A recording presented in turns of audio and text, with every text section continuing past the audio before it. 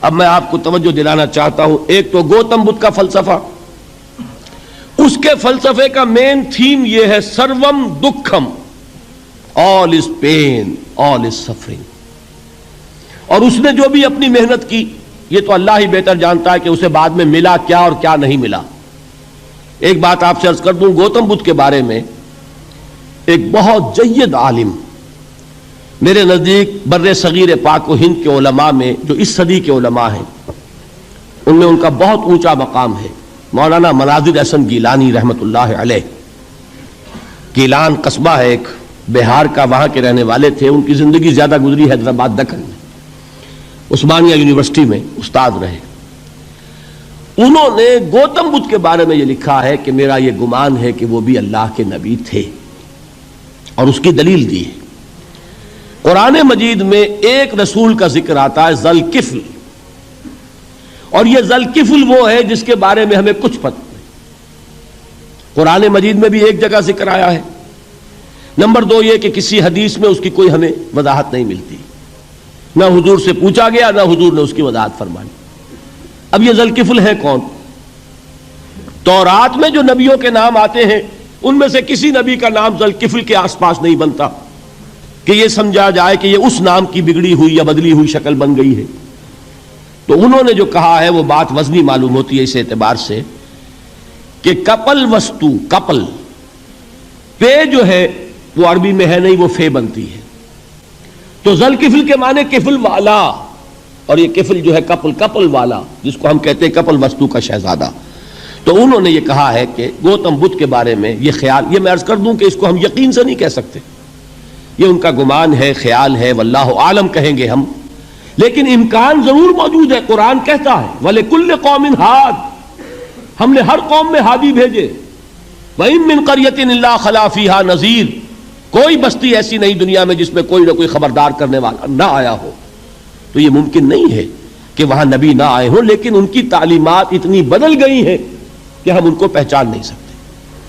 حضرت مسیح علیہ السلام کی تعلیمات اگر عیسائیوں سے ہم سمجھیں تو کبھی بھی انہیں اللہ کا نبی نہیں مان سکتے. یہ تو قرآن مجید میں آ کر حضرت مسیح علیہ السلام کی اصل حقیقت ہمیں بتائی، ورنہ تو خدا کا بیٹا ثالث و ثلاثہ ان کو کیسے ہم مانتے. لیکن یہ کہ قرآن نے بتایا تو جان لیجئے ہو سکتا ہے کہ گوتم بدھ بھی اللہ کے نبی ہو، لیکن ہو سکتا ہے کہ درجے میں کہیں گے، یقین سے نہیں کہیں.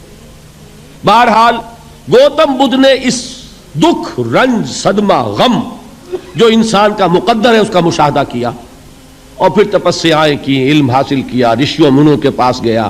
اس نے کوشش کی کہ معلوم ہو سیلویشن کا راستہ کون سا ہے، اس دکھ سے نجات پانے کی کوئی سبیل بھی ہے کہ نہیں، اس غم سے، اس نجات سے، اس اندوہ سے انسان کسی طریقے سے چھوٹ سکتا ہے یا نہیں. اسی کو سیلویشن کہتے ہیں انگریزی میں، اسی کو ہندی میں نروان کہتے ہیں، اسی کو عربی میں نجات کہتے ہیں. ان نجات معلقۃ بمجموع هذه الاشیاء، میں نے امام راضی رحمت اللہ علیہ کے الفاظ میں آپ کو وہ لفظ بتایا، نجات کی راہ. اچھا، جدید فلسفوں میں جن حضرات کو دلچسپی کی بات ہے انہی کے بارے میں یہ عرض کر رہا ہوں. جدید فلسفوں میں بھی ایک فلسفہ ہے وجودیت، ایگزسٹانشلزم. آپ نے نام سنا ہوگا سارترے، یہ فرینچ فلسفر، اور اس وقت دنیا میں جو نوجوان نسل ہے وہ بہت زیادہ متاثر ہوئی ہے سارترے کے فلسفے سے.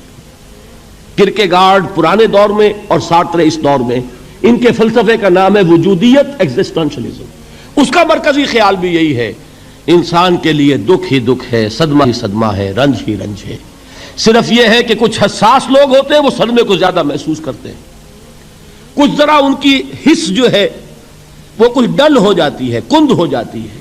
وہ جو غالب کا شعر میں نے آپ کو سنایا کہ مشکلیں اتنی پڑی مجھ پر کہ آسان ہو گئی، ورنہ یہ ہے کہ انسان سوچے تو دکھ ہے. اب یہ دکھ جو ہے اس سے نجات کا کوئی راستہ بھی ہے کہ نہیں، یہ کوسچن مارک ہے، جس کا جواب ہے تیسری آیت میں الا الذین آمنوا وعملوا الصالحات وتواصوا بالحق وتواصوا بالصبر. جو ایک نا امیدی کی کیفیت طاری ہوتی ہے، والعصر ان الانسان لفی خسر، زمانے کی قسم ہے تمام انسان برباد ہونے والے ہیں، تباہی میں ہیں، گھاٹے میں ہیں، ٹوٹے میں ہیں. اس سے جو ایک مایوس کن صورتحال سامنے آتی ہے، اس مایوسی سے نجات دلانے والی آیت ہے تیسری آیت۔ ایک راستہ ہے، یہ امید کی کرن ہے، تباہی سے بچ سکتے ہو، ابدی بربادی وہ بربادی۔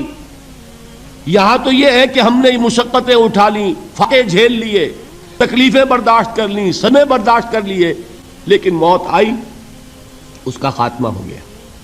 لیکن اس کے بعد اگر خدا نہ خواستہ جہنم میں جھونک دیے گئے، وہ ابد الآباد تک کی، وہ ہمیشہ کی جلن۔ قرآن کہتا ہے کہ اگر ایک کھال جل جائے گی، جھلس جائے گی، اللہ اور کھال دے دے گا۔